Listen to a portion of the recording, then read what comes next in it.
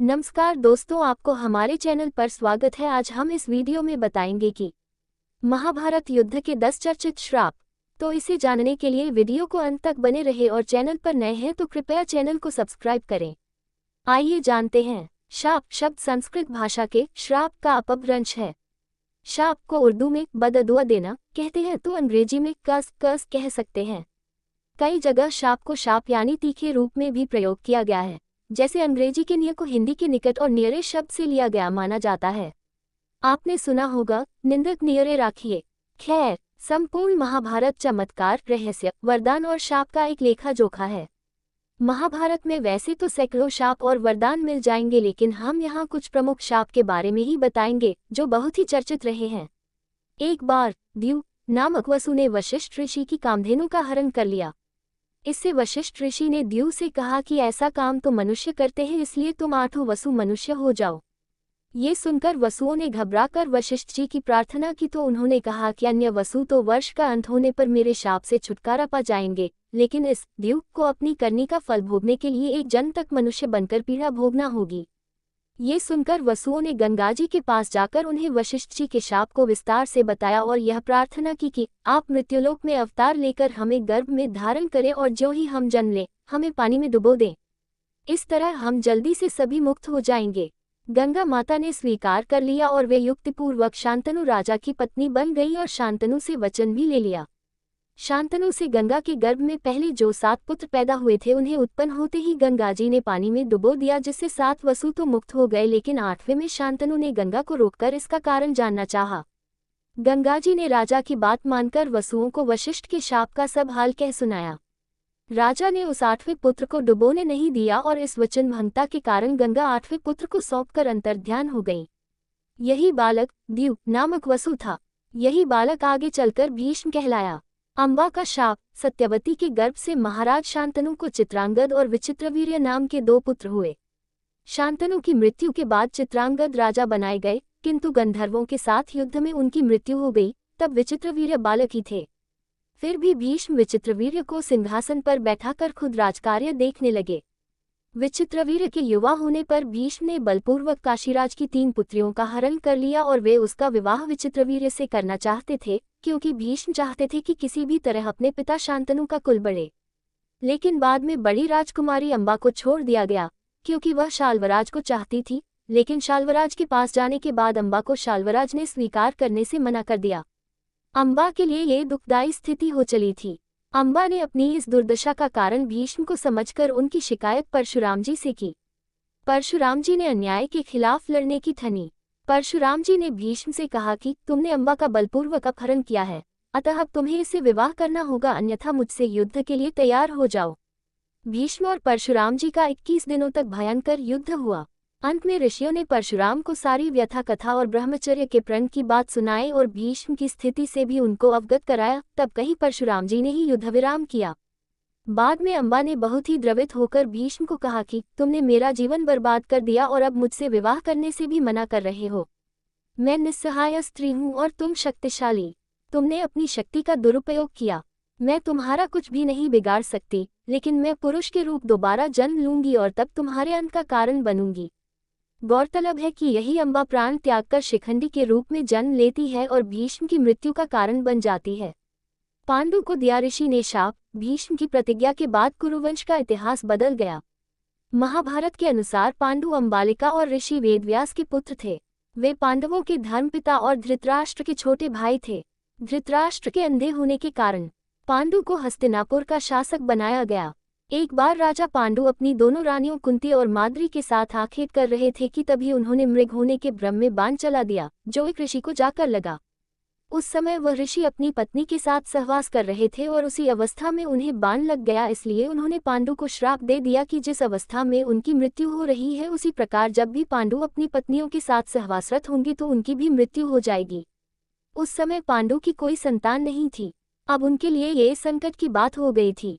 जब उन्होंने यह बात कुंती को बताई तो कुंती ने उन्हें ऋषि दुर्वासा द्वारा उनको मिले वरदान की बात कही। इस वरदान से कुंती किसी भी देवता का आवाहन कर उन्हें बुलाकर उनके साथ नियोग कर सकती थी। विवाह पूर्व उन्होंने सूर्यदेव का आवाहन किया था, जिसके चलते कर्ण का जन्म हुआ था, लेकिन कुंती ने लोक लज्जा के कारण उसे नदी में बहा दिया था। खैर, पांडु मान गए तब कुंती ने एक एक कर कई देवताओं का आवाहन किया। इस प्रकार माद्री ने भी देवताओं का आवाहन किया। तब कुंती को 3 और माद्री को 2 पुत्र प्राप्त हुए, जिनमें युधिष्ठिर सबसे ज्येष्ठ थे। कुंती के अन्य पुत्र थे भीम और अर्जुन तथा माद्री के पुत्र थे नकुल व सहदेव। कुंती ने धर्मराज, वायु एवं इंद्र देवता का आवाहन किया था, तो माद्री ने अश्विन कुमारों का। एक दिन वर्षा ऋतु का समय था और पांडु और माद्री वन में विहार कर रहे थे। उस समय पांडु अपने काम वेग पर नियंत्रण न रख सके और माद्री के साथ सहवास करने को उतावले हो गए, और तब ऋषि का श्राप महाराज पांडु की मृत्यु के रूप में फलित हुआ। माद्री पांडु की मृत्यु बर्दाश्त नहीं कर सकी और उनके साथ सती हो गई। ये देखकर पुत्रों के पालन पोषण का भार अब कुंती पर आ गया था। उसने अपने मायके जाने के बजाय हस्तिनापुर का रुख किया। हस्तिनापुर में रहने वाले ऋषि मुनि सभी पांडवों को राजा पांडु का पुत्र मानते थे, तो वे सभी मिलकर पांडवों को राजमहल छोड़कर आ गए। कुंती के कहने पर सभी ने पांडवों को पांडु का पुत्र मान लिया और उनका स्वागत किया। राजमहल में कुंती का सामना गांधारी से भी हुआ। कुंती वसुदेव जी की बहन और भगवान श्री कृष्ण की बुआ थी, तो गांधारी गंधार नरेश की पुत्री और राजा धृतराष्ट्र की पत्नी थी। कर्ण को मिला शाप। उस काल में द्रोणाचार्य, परशुराम और वेदव्यास को ही ब्रह्मास्त्र चलाना और किसी के द्वारा ब्रह्मास्त्र का प्रयोग किए जाने पर उसे असफल कर देना याद था। उन्होंने यह विद्या अपने कुछ खास शिष्यों को ही प्रदान की थी। उसमें भी किस तरह ब्रह्मास्त्र को असफल करना, ये कम ही शिष्यों को याद था। जब द्रोणाचार्य ने कर्ण के सूत पुत्र होने को जानकर ब्रह्मास्त्र विद्या सिखाने से इनकार कर दिया, तब वे परशुराम के पास पहुंच गए। परशुराम ने प्रण लिया था कि वे इस विद्या को किसी ब्राह्मण को ही सिखाएंगे, क्योंकि इस विद्या के दुरुपयोग का खतरा बढ़ गया था। उस काल में तापस, कुशाग्र, विनम्र, ब्रह्मज्ञाता और विद्यावान लोगों को ही ब्राह्मण कहा जाता था। कर्ण ये सीखना चाहता था, तो उसने परशुराम के पास पहुंचकर खुद को ब्राह्मण का पुत्र बताया और उनसे यह विद्या सीख ली। परशुराम ने ब्रह्मास्त्र के अलावा कर्ण को अन्य सभी अस्त्र शस्त्रों की शिक्षा दी थी। फिर एक दिन जंगल में कहीं जाते हुए परशुराम जी को थकान महसूस हुई। उन्होंने कर्ण से कहा कि वे थोड़ी देर सोना चाहते हैं। कर्ण ने उनका सिर अपनी गोद में रख लिया। परशुराम गहरी नींद में सो गए। तभी कहीं से एक कीड़ा आया और वह कर्ण की जांघ पर डंक मारने लगा। कर्ण की जांघ पर घाव हो गया, लेकिन परशुराम की नींद खुल जाने के भय से वह चुपचाप बैठा रहा। घाव से खून बहने लगा। बहते खून ने जब परशुराम को छुआ तो उनकी नींद खुल गई। उन्होंने कर्ण से पूछा कि तुमने उस कीड़े को हटाया क्यों नहीं। कर्ण ने कहा कि आपकी नींद टूटने का डर था, इसलिए। परशुराम ने कहा कि किसी ब्राह्मण में इतनी सहनशीलता नहीं हो सकती है। तुम जरूर कोई क्षत्रिय हो, सच सच बताओ। तब कर्ण ने सच बता दिया। क्रोधित परशुराम ने कर्ण को उसी समय शाप दिया कि तुमने मुझसे जो भी विद्या सीखी है वह झूठ बोलकर सीखी है, इसलिए जब भी तुम्हें इस विद्या की सबसे ज्यादा आवश्यकता होगी तभी तुम इसे भूल जाओगे। कोई भी दिव्यास्त्र का उपयोग नहीं कर पाओगे। अर्जुन को मिला शाप। अर्जुन सशरीर इंद्र सभा में गया तो उसके स्वागत में उर्वशी, रंभा आदि अप्सराओं ने नृत्य किए। अर्जुन के रूप सौंदर्य पर मोहित हो उर्वशी उसके निवास स्थान पर गई और प्रणय निवेदन किया।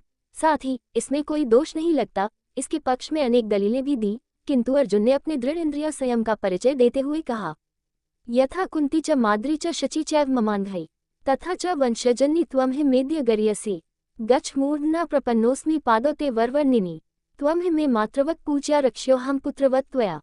अर्थात मेरी दृष्टि में कुंती, माद्री और शची का जो स्थान है वही तुम्हारा भी है।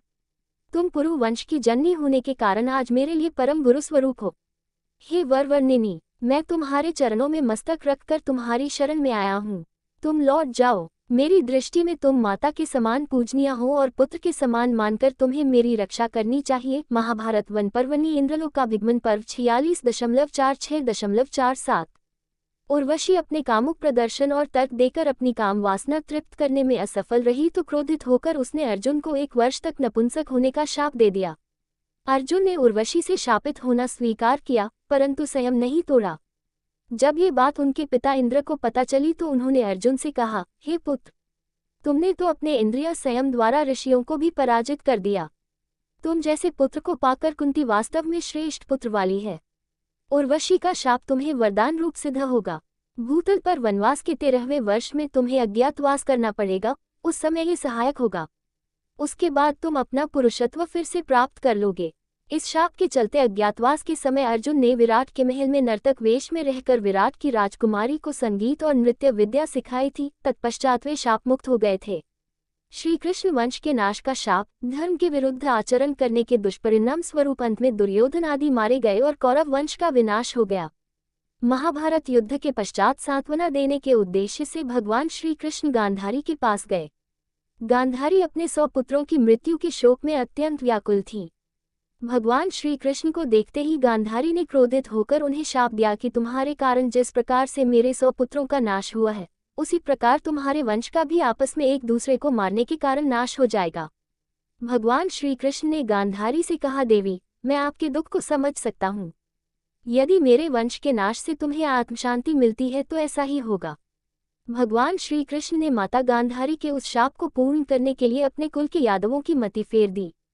इसका यह मतलब नहीं कि गांधारी ने यदुओं के वंश के नाश का शाप दिया था, उन्होंने तो सिर्फ कृष्ण वंश को शाप था। महाभारत का युद्ध समाप्त हो चुका था। कृष्ण द्वारिका में ही रहते थे। पांडव भी युधिष्ठिर को राज्य सौंपकर जंगल चले गए थे। एक दिन अहंकार के वश में आकर कुछ यदुवंशी बालकों ने दुर्वासा ऋषि का अपमान कर दिया। गांधारी के बाद इस पर दुर्वासा ऋषि ने भी शाप दे दिया कि तुम्हारे वंश का नाश हो जाए। उनके शाप के प्रभाव से कृष्ण के सभी यदुवंशी भयभीत हो गए।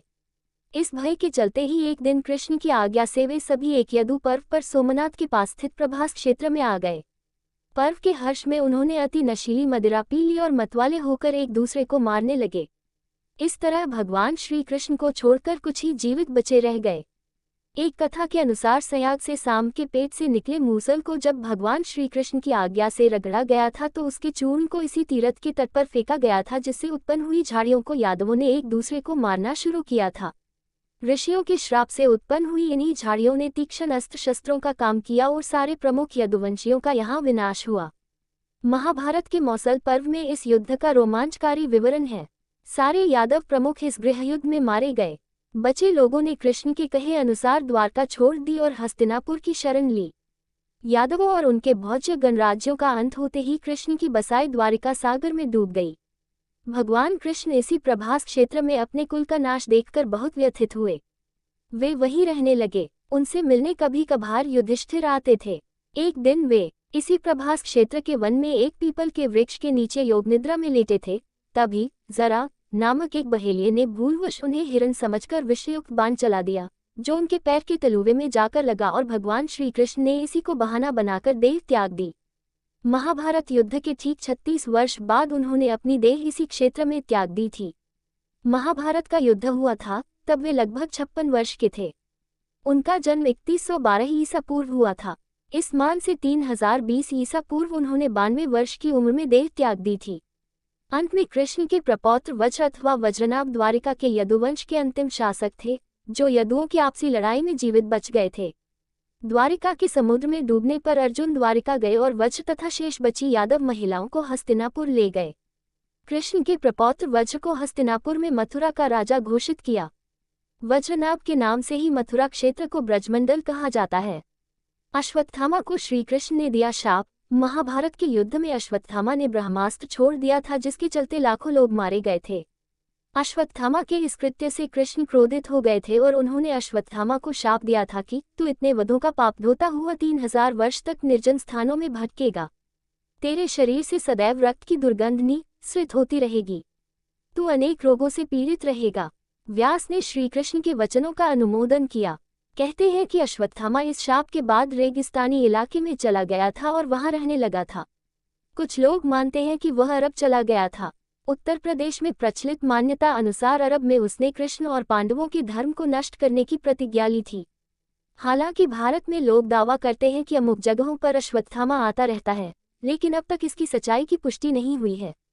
यदि हम यह माने कि उनको मात्र 3000 वर्षों तक जिंदा रहने का ही शाप था, तो फिर वे अब तक मर चुके होंगे, क्योंकि महाभारत युद्ध को हुए 3000 वर्ष कभी के हो चुके हैं।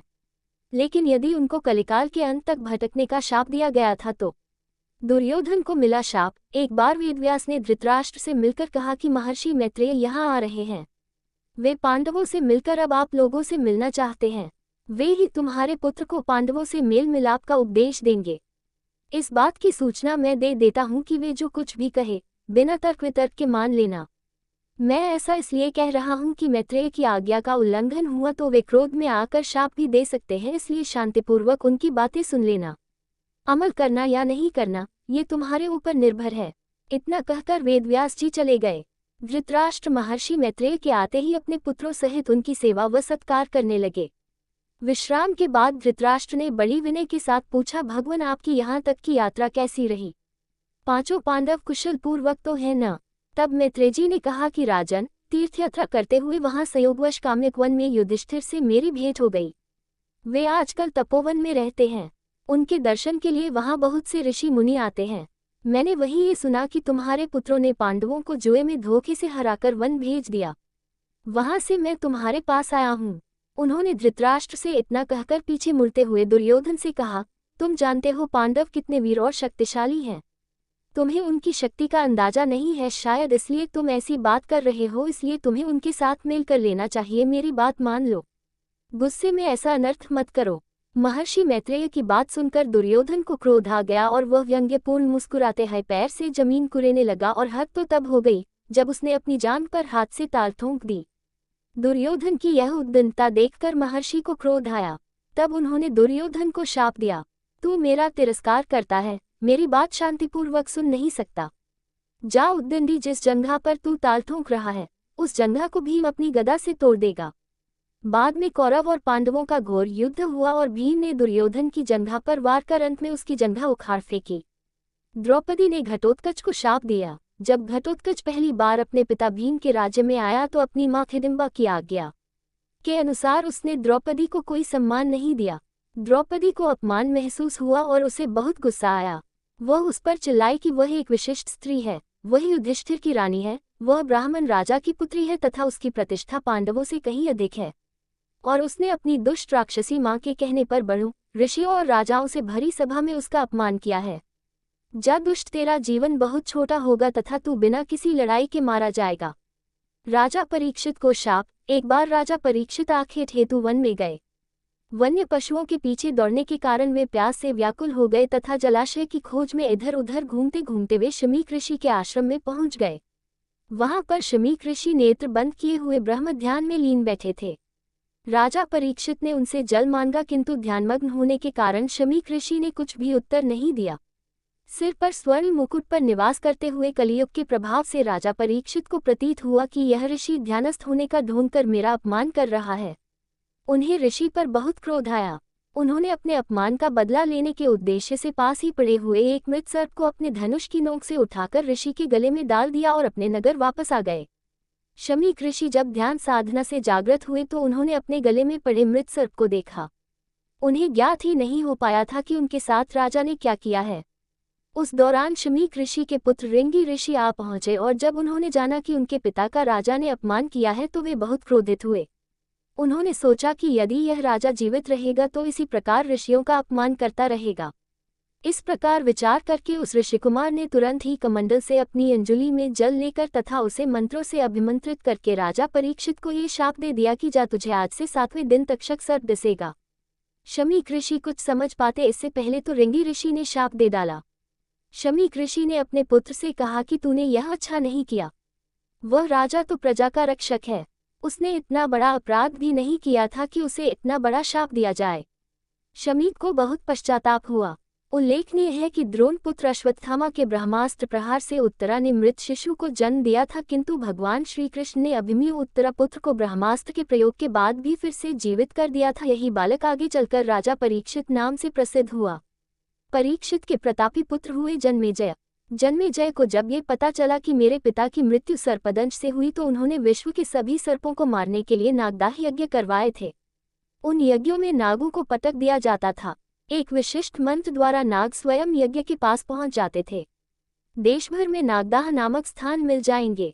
सर्पदाह के एक घनघोर यज्ञ की अग्नि से एक करकोटक नामक सर्प ने अपनी जान बचाने के लिए उज्जैन में महाकाल राजा की शरण ले ली थी, जिसके चलते वह बच गया था। वीडियो अच्छा लगा तो कृपया वीडियो को लाइक, शेयर और चैनल पर नए हैं तो कृपया चैनल को सब्सक्राइब करें। धन्यवाद।